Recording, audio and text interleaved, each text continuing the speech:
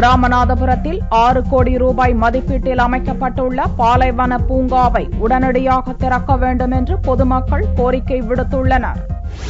ராமநாதபுரம் மாவட்டம் அச்சடி பிரம்பு பகுதியில் தோட்டக்கலைத்துறை மற்றும் மலைப்பயிர்கள் துறை சார்பில் பாலைவன பூங்கா அமைக்கப்பட்டது. 6 கோடி ரூபாய் மதிப்பீட்டில் அமைக்கப்பட்ட இந்த பூங்காவின் பணிகள் கடந்த ஆண்டே நிறைவடைந்தது.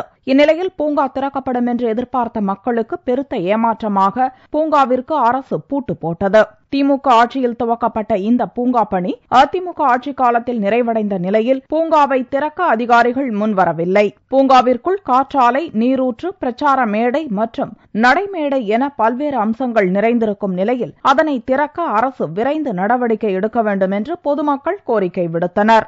செடிபரம்பூர் என்ற கிராமத்தருகில் அரசு தரப்பிலிருந்து ஒரு பெரிய பாலைவன பூங்கா ரெடி பண்ணி உருவாக்கியிருக்காங்க. இது பொதுமக்களுக்கு நல்ல ஒரு என்டர்டைன்மெண்டான ஒரு பிளேஸாக இருக்குது.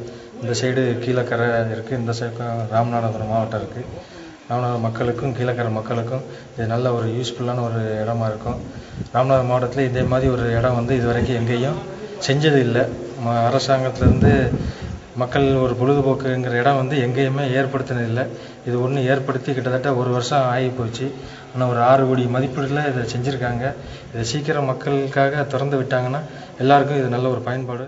ராமநாதபுரம் மாவட்டத்தில் சுற்றுலா தலம் இல்லாத நிலையில் இந்த பூங்காவை திறந்தால் இங்கு வரும் சுற்றுலா பயணிகள் மகிழ்ச்சி அடைவார்கள் என்றும் அப்பகுதி மக்கள் தெரிவித்தனர்.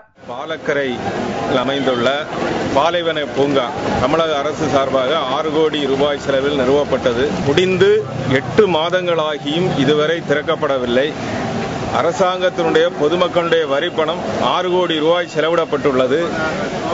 பொதுமக்களுடைய வரிப்பணத்தை வீணடிக்கப்படாமல் உடனடியாக அந்த பாலைவன பூங்காவை திறக்க வேண்டும் என்று கேட்டுக்கொள்கிறோம்.